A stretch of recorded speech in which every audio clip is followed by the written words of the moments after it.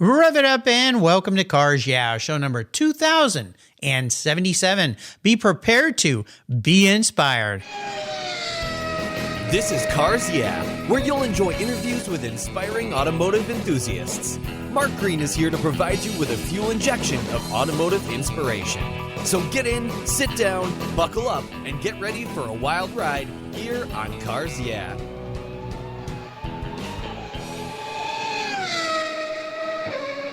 Hello, inspiring automotive enthusiasts, and welcome to Cars Yeah. Today I'm back in my hometown area, La Mesa, California, which is really part of San Diego County, San Diego, California, with a very special guest by the name of Edmond Piffard. Edmond, welcome to Cars Yeah. Do you have it in gear, and are you ready to release the clutch? Heck yes, I am. All right. I should say, do you have your paintbrush in hand? Because today we're going to be talking about one of my favorite subjects, and that is art, automotive art. But before we do, would you share one little thing with our listeners today that maybe most people don't know about you? Well, probably the main thing is that I taught myself 5 foreign languages in the last 2 years. What? Now, wait a minute. 5 foreign languages. Okay, I have to ask you how you did this. Did you use one of these, is it Burble, one of those, I think? There's one of these apps that they No, I used LingQ, where you read, you gather vocabulary by reading, and then I just listened to podcasts, and I started speaking after about 4 months. And it's been 2 years, and I tell you, I've never had more fun in all my life. Although, for most people, I would recommend just at max doing 2 languages. It was a bit much.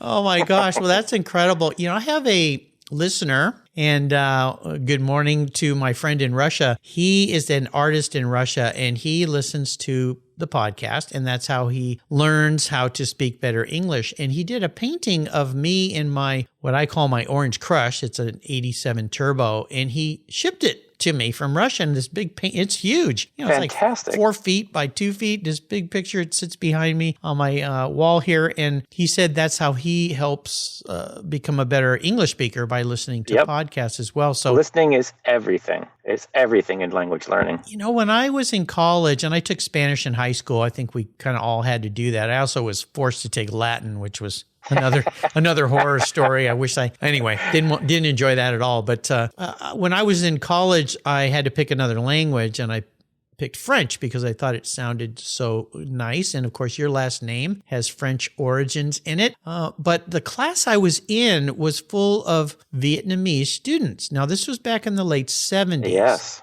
And the teacher came in the first day and just only spoke French. And I kept saying, I don't no English, Mark, just French. And so the end of the class, I walked up and I said, how am I supposed to know what the heck you're doing? She goes, well, this is immersion. And I went, well, what's that? She goes, well, we don't speak any English. And of course, my thought was, how do I know what you're saying? And then I said, how come everybody in this room seems to speak French but me? And she said, they're Vietnamese, duh. Yes, they learned it. They were a French colony, before the war. So I kind of had a disadvantage. That was a very tough semester for me, for sure. Well, you hit it on the head. You should not be forced to speak before you have gathered vocabulary in a listening manner. Children don't do that, so adults shouldn't do it either. It makes no sense. You have nothing to say. Yes. Yeah. So, needless to say, my French is not so good. So, well, this is the thing that kind of bothers me, because it ruins the experience for people, and they view language learning as difficult. It's the same thing with art. It's the same thing with everything. Often the way something is taught ruins the joy of learning and growing in whatever that thing people think, I'm not good at languages. Well, you learned one automatically. Why would it be any different than any other language that you wanted to learn? Yeah, I think it's just the methodology. Absolutely. Yeah. So there you go. Well, let me give you a proper introduction. I do it in French, but I can't. So I'll do it. I'll do it in English. I could maybe scrimp through in Spanish, but we won't try that either. I'll humiliate myself. Edmond Piffard, which is the wrong way to say it in French, has been a professional artist ever since he graduated from college, even though he never really studied art. Shortly after graduating, he moved to Los Angeles from his native San Diego and began driving a truck for film set companies, but he quickly talked his way into painting sets and backdrops, building models, and doing illustrations for many movies, music videos, and ad campaigns. He returned to San Diego after his first daughter was born in the early 90s and began painting murals and painting for interior designers, which he still does some of that today. A couple of years ago, though, a client asked him to paint a portrait of his 1967 Ferrari 365 GT 2+2. Nice car. Since then, he's painted a couple dozen cars for various clients and would like to do a whole lot more. He enjoys the incredible challenges of accurately painting historic cars that are set in a nostalgic scene from their area. And I'll tell you, listeners, I got to see Edmond's art when I was at the La Jolla Concours about 4 weeks ago. Went back to my hometown to enjoy a very wonderful Concours event. If you haven't been there, you need to go next year, and that's why we're talking today. We'll be back in just a minute to learn more about Edmond and his artwork, but first a word from our sponsors, so please give them a little love, and we'll be right back. I love Covercraft's new 5-layer all-climate cover. It was developed and engineered for anything Mother Nature can throw our way. It's very soft, breathable, and easy to store and pampers your paint and interior surfaces, providing maximum UV, rain, dust, and snow protection. Add their gust guards for windy conditions for extra protection. Their 5-layer all-climate cover is custom-tailored with Covercraft's attention to detail, form and fit with a quality and attention that's been their standard since 1965. Covercraft protects cars, trucks, motorcycles, RVs, trailers, and watercraft too. Every one of my vehicles is protected by a Covercraft cover. And I have a deal for you. Use the code YEAH21 at covercraft.com and you'll get 10% off your Covercraft order plus free shipping. That's right, 10% off and free shipping. Just type in the word YEAH, Y-E-A-H, 21 at checkout, YEAH21 at covercraft.com. Covercraft, protecting the things that move you. Zengen. It's a company that I learned about when I had Zengen's Matt Spurlock as a guest here on Cars Yeah. Matt's helping us enthusiasts understand the benefits of using oil analysis and proper sampling methods with the Zengen Consumer Testing Service to determine the condition of your engine in anything from cars to motorcycles, boats, and even aircraft engines. I gave it a try with my 2 vehicles, sent in my samples with their easy-to-use sample kit, and received my own personal Zengen report. I was thrilled to discover that both my cars got the perfect score of 10. What a relief. Wouldn't you like to know what's going on inside your engine before something expensive goes wrong that you had no idea was lurking under the hood? It's like a blood test for your body, but for your vehicle. Father's Day is coming, and I know Dad doesn't want another pair of socks or a goofy tie. This year, give Dad his very own Zengen oil test kit, and you'll make him smile. And I've got a great deal for you and for Dad. Go to ZengenScore.com and use the code CARSYEAH20, and you'll get 20% off your first 2 kits. What a deal! Preventative knowledge and maintenance could save you thousands, and you'll rest better at night knowing your engine's condition is A-OK. That's ZengenScore.com and use the code CARSYEAH20 today. Most people don't think about their collector car insurance until their annual premium becomes due. Well, why wait and see if there are better options for your beloved rides? I didn't. Did you know if you change carriers before your policy runs out, your insurance company has to refund you the unearned portion of your policy premium? I did my homework, I shopped around, and I found American Collectors Insurance. And that's who protects my Porsche Turbo. That's right, the one I call my Orange Crush. They've been protecting collector vehicles since 1976. I encourage you to call my friends at American Collectors Insurance. Ask them about their agreed value policy. And if your collector vehicle is on your regular auto policy, you will be shocked at the savings, not to mention the assurance, should something bad happen to your ride, that you'll get what your vehicle is actually worth. Give them a call today for a quote at 866-ACI-YEAH. That's 866-224-9324. Tell them you're a friend of Mark Green at Cars Yeah. American Collectors Insurance. Classic car insurance designed by collectors for collectors. Automotive enthusiasts just like you and me. That's American Collectors Insurance. Give them a call today. All right, Edmond, we are back. So we're going to go a little deeper into your life. I love your backstory because art was obviously a passion. You didn't study it, but then you found a way very quickly to edge your way into the industry that became a career for you, which is fascinating. So kind of share a little bit of that, and then we'll move forward to the present of your passion for painting pictures of people's automobiles. Well, my grandfather who raised me, he was an immigrant from Germany, and he was really into engineering and things like that. He didn't get a chance to study it. when he moved to the United States and opened a business. Actually, he opened a car dealership here in San Diego. I was always drawing, and for him, art wasn't something that a man would learn to do. Okay. So he wanted me to take science. So when I went to college, I took political science because it had the word science in it, while not being scientific. There you go. Yeah. That seemed to satisfy him. But then after college, I had no idea what I wanted to do. So that's how I ended up driving a truck for a set company. And I saw people painting backdrops, and I thought, wow, that just looks like so much fun, and I know that I could do it. So that's how I ended up going into artwork. So from there, you decided that, this is kind of neat. I can play in the art world. I really like this. This is fun. And I wanted to fast forward to what you're doing today because I saw you at the La Jolla Concours, and I went, I got to have him on the show because I've had hundreds of artists who paint people's cars. And let's start with that first client who said, hey, could you paint a picture of my car for me? And that kind of set this whole thing in motion, didn't it? Yes, it did. I've had people ask me to paint their pets, which is quite a bit easier than a car.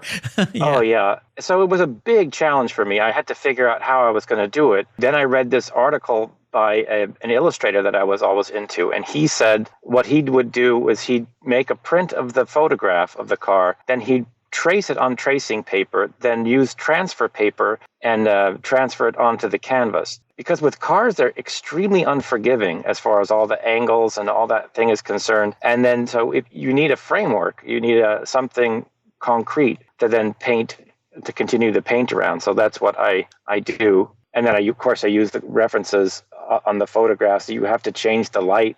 Oftentimes, if the scene is during the daytime or during the evening, you have to change the light on the car, which is really a challenge too. I mean, it's an incredibly complex object, as most objects are. But when you're dealing with light and reflection, the complexity is you have to really pay attention because it's not intuitive necessarily. No, and I've seen artists who are working on their skill set with automobiles, let's say. It's the same with architecture in a way. You have to understand perspective and depth and light and all these different aspects of painting. And a car especially, if you don't get everything just right, our eyes are so used to seeing cars that as a viewer, we go, something's not right. Like the wheel's a little too big or it's in the wrong place. Or now we're not talking about getting into abstract work because I've had plenty of artists that deal a lot more loose and abstract, and that's their style. I've had many great artists, but one good artist who's become a friend is Lynn Heiner, who does a lot of palette type work and layers and thicknesses. And her cars are almost like Monet's. Monet, you've got to stand back and go, okay, now it's all come together. Mm-hmm. But if you get too close, you're like, what is he doing here? The guy must have had bad vision or something,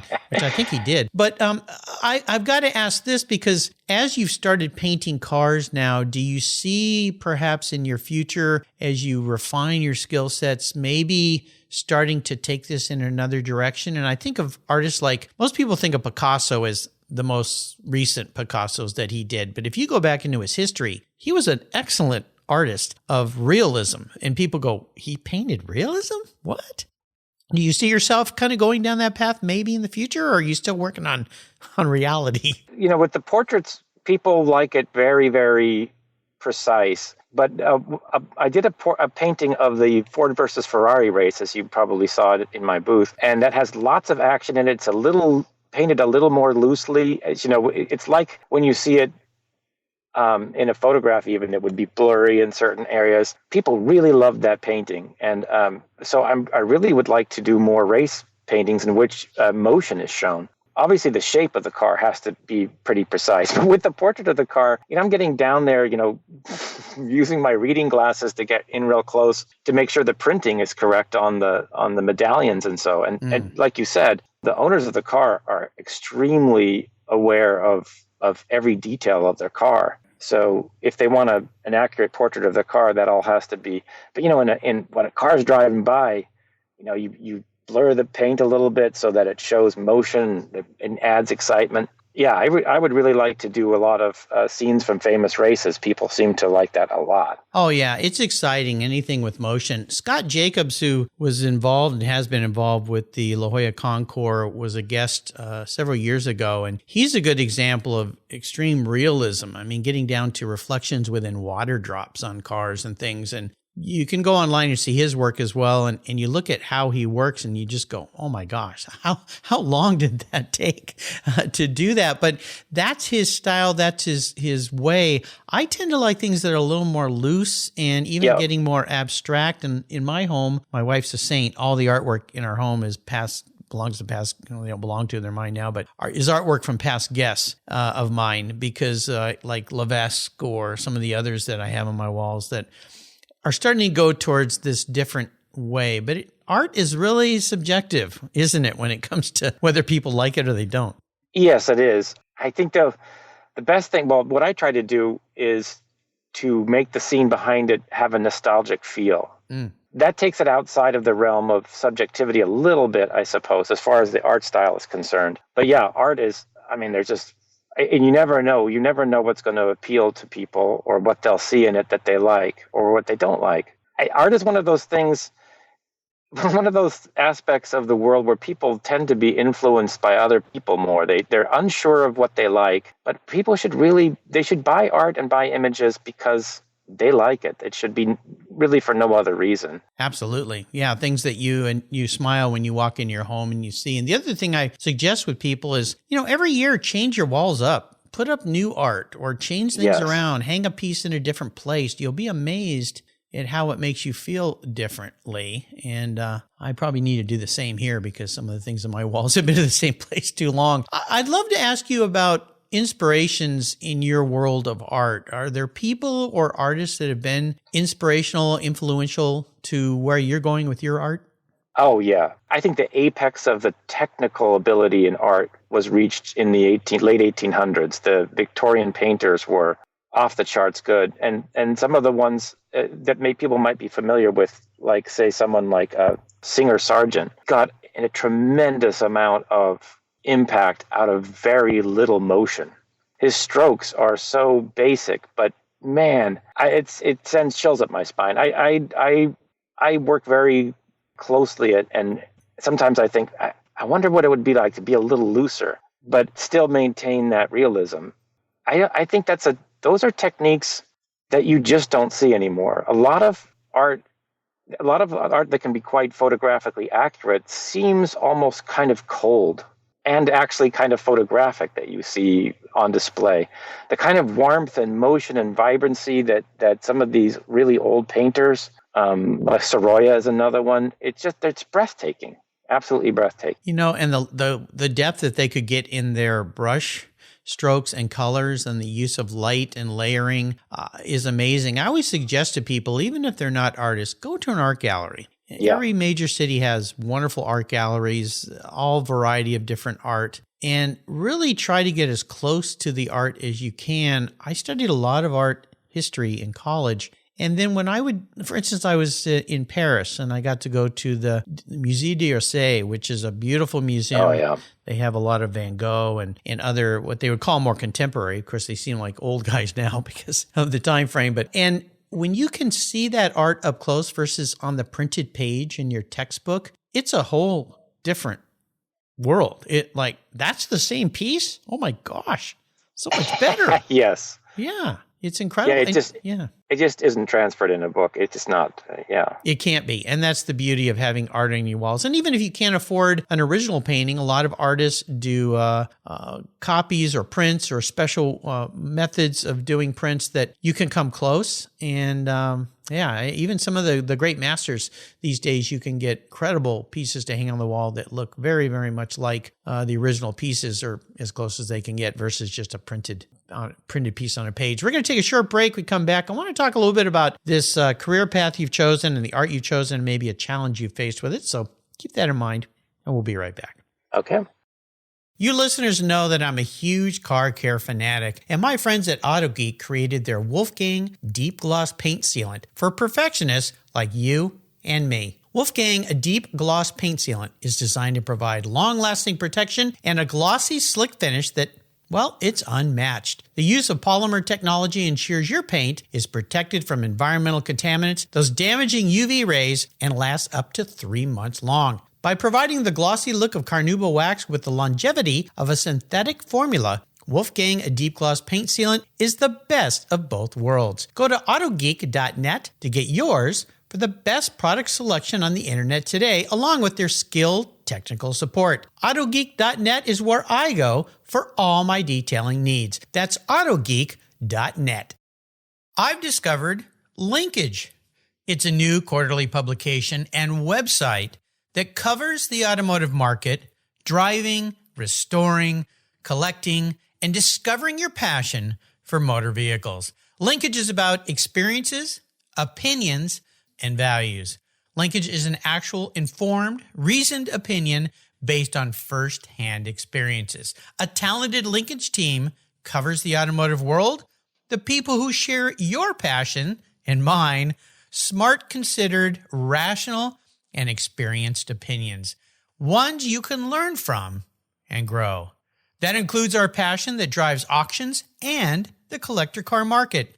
So come with me and join us on this journey. And be sure to use the code CARSYEAH when you subscribe, and they'll give you $10 off. Boom! Linkage, geared for the automotive life. Subscribe today at linkagemag.com. TechForce is a charity of choice here at Cars Yeah. Auto techs are in high demand, but the supply, it's critically short. For every one tech who graduates school, there's 5 jobs waiting for him. Said another way, 4 technician jobs go unfilled for every technician graduate. Lots of young people love cars, but don't know how to turn that passion into their careers. TechForce Foundation shows them through career exploration, technical education, and the workforce development solutions. Join Cars Yeah in supporting TechForce Foundation and its mission to solve the technician shortage by donating at techforce.org today. So let's talk about this, Edmond. I like this question for all my guests because it shows how you managed a difficult situation, an obstacle, challenge, a failure, but more so, what was that lesson learned that you could carry forward? Because as the great racer Niki Lauda said, I learn a lot more from the races I lose than the races I win. So take us on a little bit of a journey. Oh, yeah, absolutely. Failure is key to everything. Making mistakes are key to everything. I think probably one of my biggest challenges in life has been pretty remarkable ADHD. And a lot of times doing art, it's one of those things that allows you to see the bigger picture and be free of constraints in a way, but at the same time, once you have to do the work, it becomes work. And then your mind starts to wander, you start to get edgy, you start wanting to start another painting before you finish the one. But listening at the same time kind of decouples my mind from those thoughts. So that's one of the reasons why I started listening to foreign language podcasts. But yeah, I think there are things about a person's disadvantages that bring advantages with it in a way. So my lesson for other people, maybe people with ADHD, just engage your mind. Go ahead and engage your mind with more things. If you're finding something boring, then assign yourself a task that you're doing at the same time. Yeah. I think our ancestors would do it. And I mean, a lot of the horrible toil that they would have to do in the fields, they broke up by telling stories or singing songs. So I think it's probably a pretty typical human activity. I think so. And I'll tell you something interesting. I had an artist on the show that had the same challenge and had learned how to overcome it, and has become a very successful artist, making lots of money selling paintings. And he spoke about this on my show. And what he said was he had many friends who were artists, and he would go over and they had all this unfinished work laying around. They said, how come you can sell so many pieces and I can't? And he said, because you don't finish anything. Yep.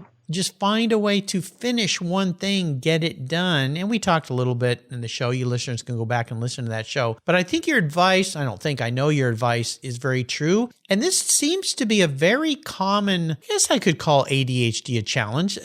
Don't want to speak for you, but a common way, or let's say a common path for many of my guests who've become artists, fabricators, builders, photographers, even writers in some respect, that they've figured out a way to channel that challenge into the production of something versus, let's say, being an attorney or business person, quote unquote, whatever that means.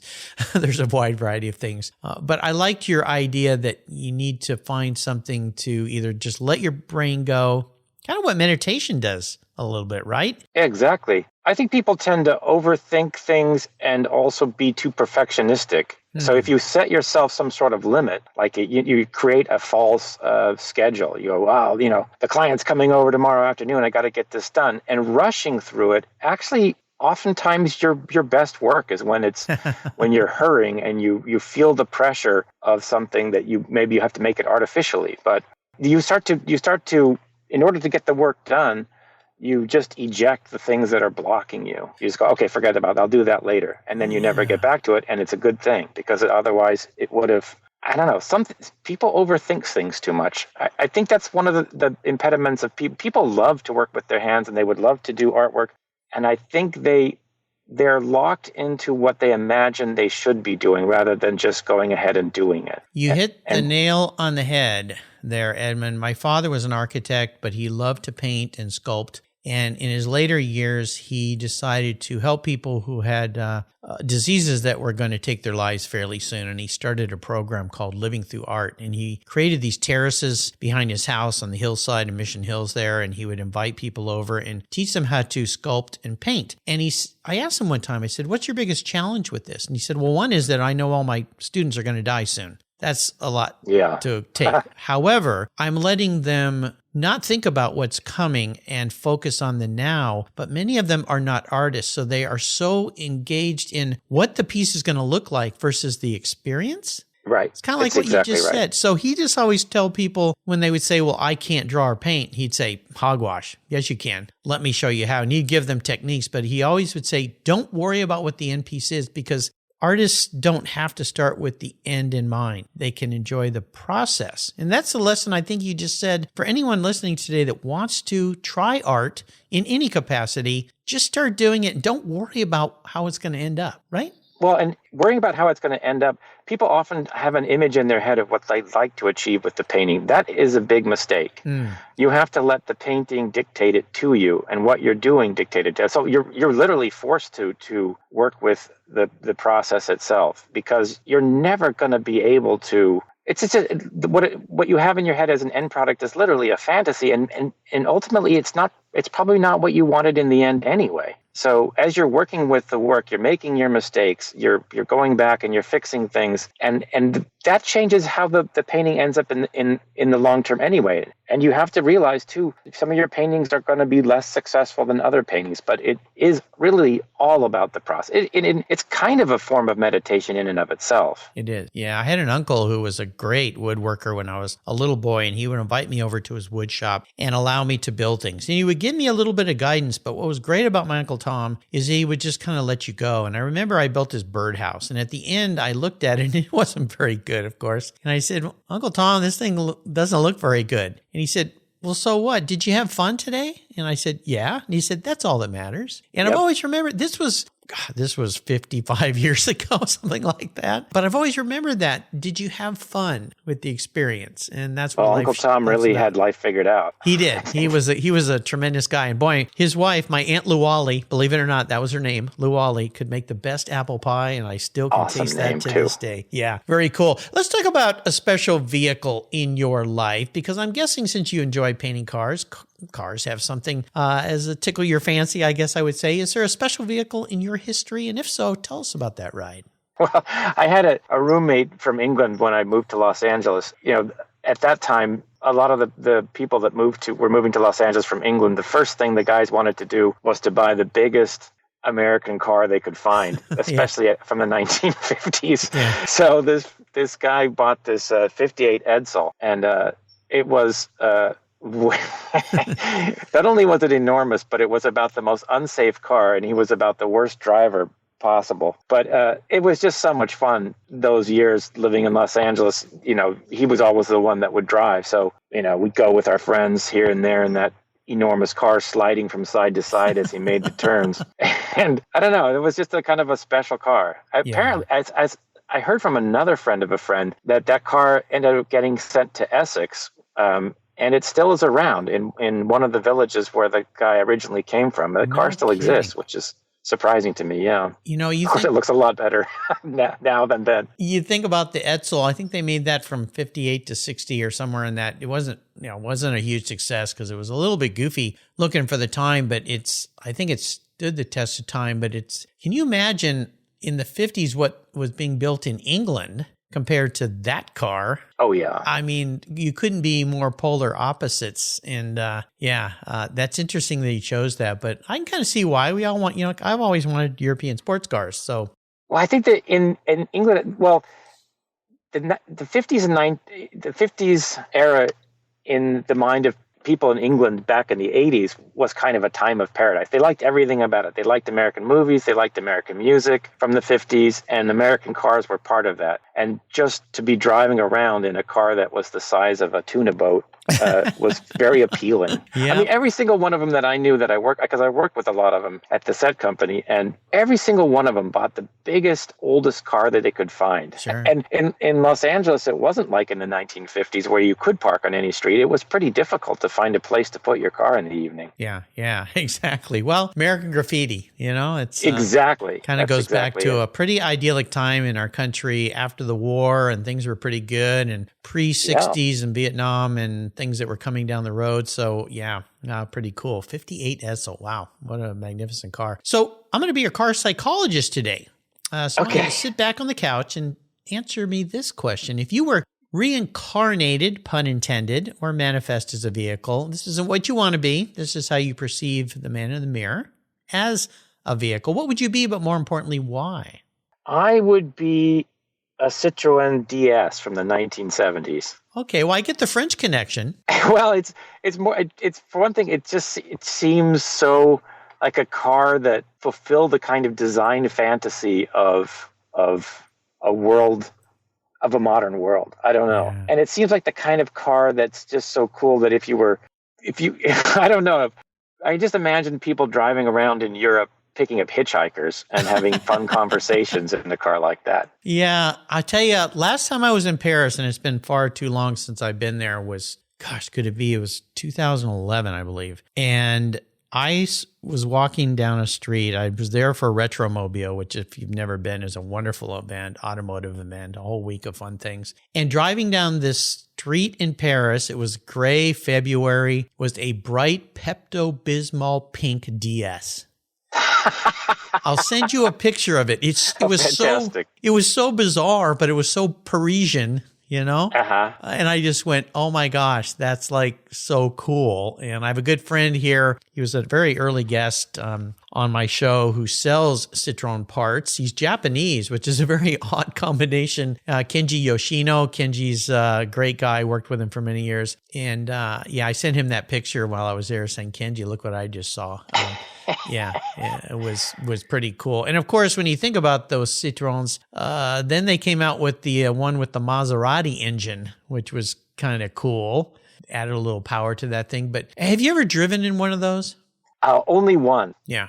It's like riding on a cloud. It's the most bizarre experience. The car just floats and the seats are super cushiony and it goes around the corner and you just feel like you're like in a cloud. It's the most bizarre vehicle.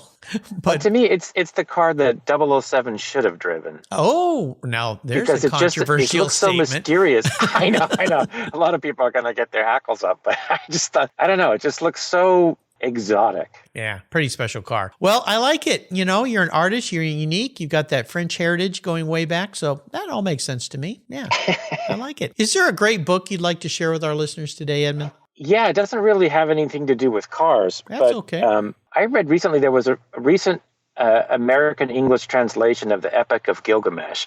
And I thought, well, it's the world's oldest book. I might as well give it a try. And what really struck me about it is how, even though it's clearly a myth, it really resonates. You're seeing people being like people are around today, only thousands of years ago. It kind of struck the same kind of problems, and the way the book began and then finished in this kind of almost Zen-like manner. I mean, that he's leaving his city to go on this big adventure, and he's just looking at his city thinking about the things that just are, like the bricks and the people and all this stuff. And in the end of the adventure, it's the same thing that strikes him. So it's almost like boy, it's a hard thing to explain the feeling about. It's almost just appreciating things the way they are. Oh. And that is really your adventure. Yeah. Well, no one's ever suggested that. That's, of course, then I think the author of that book is anonymous. So they don't know. Oh, yeah.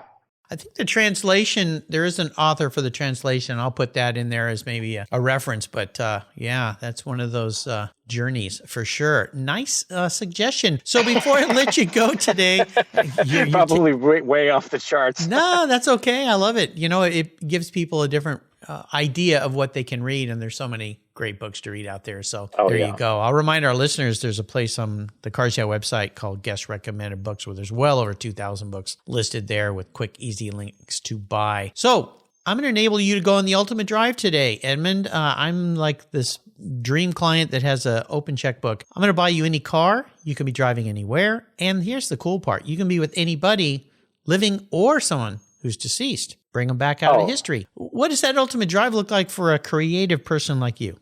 Oh, my gosh. Well, I would like to drive around Central Asia in a Willys Jeep with Genghis Khan. Okay. Now you're getting really crazy. Wow. You know, you're a creative guy, and I knew you were, but you're really taking us places literally here. Genghis Khan. Oh, my gosh. So I've got to ask, what would be the first question you'd have for Mr. Khan? The thing is, what strikes me about him is that he's probably one of the most important characters in history, and people know almost nothing about him. I mean, his personality was never described. I'd just like to have a conversation about like ordinary things, like going to a restaurant and with Genghis Khan. I mean, just who are you? Yeah, what the heck happened to you? Like, who was your mother? What's that? Who was your mother? Exactly. Yeah. But it would be like, because our view of him in history right now is kind of like Sauron in the Lord of the Rings. It's like he doesn't have a personality, right? But yet he had so much effect on the world today, in ways that people in the West don't really understand, I think. Right. Well, he became the largest, or what he created through his great Khan Empire, the great Mongol Empire, I believe is the largest contiguous empire in the history. It happened after his death, but it's hard to fathom given the time period that he lived, because he died in the 1200s or something. I believe so. End of the 13th century. Yeah, and you think about what didn't exist back. I mean, how do you even get around? You didn't have a Willys Jeep, dude. I know that's part of the reasons why I want to drive around with a Willys Jeep, because it's an open top and he can just feel like he's on a horse, except he's not allowed to drive. Well, that's why I add that segment. You can bring somebody back, because I've had some very interesting answers of people being brought back and riding around with them. The obvious would be, take Henry Ford for a drive in a Ford GT or things like that. But yours has got to be the top 10 for sure. Well, you've taken us on a wonderful journey today, and I'm so glad that we got to spend this time together. Before I let you go, would you share maybe a success quote, a mantra, or some words of advice for our listeners today? Oh, gosh, that's something I haven't thought about. Words of advice. Yeah, maybe somebody that wants to be an artist, or just words of advice about life these days, or maybe something Genghis Khan would say. Well, this is probably definitely not something Genghis Khan would say, but maybe it would. I would say my advice to young people would be really follow what interests you, because you're going to find a way to make a living out of it. Maybe you're not going to be rich, but you're going to have a fulfilling life. And this is the only life we have. So regret is the worst feeling that you're ever going to feel. So follow something that you love. If you love something that you think isn't going to be what your parents want, or what your siblings or friends want, that's not important. It's all about, because if you do something that interests you, you're going to be motivated, and motivation creates success or enjoyment. Yeah, I've heard it over and over again now, and that's why I started this podcast, was to inspire others that there are opportunities. If you love cars, like Edmond and I and my past 2,076 guests all love cars, motorcycles, trucks, there are so many ways that you can get involved in your passion and work in that field, and I think there's even more today than there ever have been. Look at me. If you told me 8 years ago I'd be interviewing guest number 2077 on a podcast, Cars Yeah, I would have looked at you like, well, I probably would have literally said, what's a podcast? Because I did. But I figured it out, and we get to have fun together. How can people learn more about you and your artwork? Well, I started a website for my automotive art. It's Edmond Piffard Automotive Art. And the other art that I do, the murals, I've never had a website because I've worked by word of mouth and I have too much work. Well, that's good for you. Yeah. The automotive art, though, is something that also appeals to me in that it kind of gives me freedom. So I don't have to be on site. My dream eventually would be to travel around the world and doing paintings of cars wherever I am, and then sending them to the client. There you go. Well, you can dream. It's kind of my version of working remote. You can, yeah, there you go. If you can dream it, you can do it. I think that was one of the quotes that Enzo Ferrari used to say about, somebody corrected me on that and said, no, it was actually someone else, but it sounds good. So we'll just say, we'll attribute it to Enzo today. Edmond, thanks for being so generous today with your time and sharing your world with us. I'm so glad we were able to connect today. Until you and I talk again, maybe I'll see you somewhere around the world painting a car. I hope so. That would be fun. Thanks again. Thank you. Thank you so much for joining us on today's ride here at Cars Yeah. Drive on over to carsyeah.com to find show notes and inspiring automotive fun. Download your free copy of Filler Up, a fun book filled with gorgeous photographs of fuel filler fun, including quotes from more inspiring automotive enthusiasts. Download your copy today, and we'll see you next time on Cars Yeah.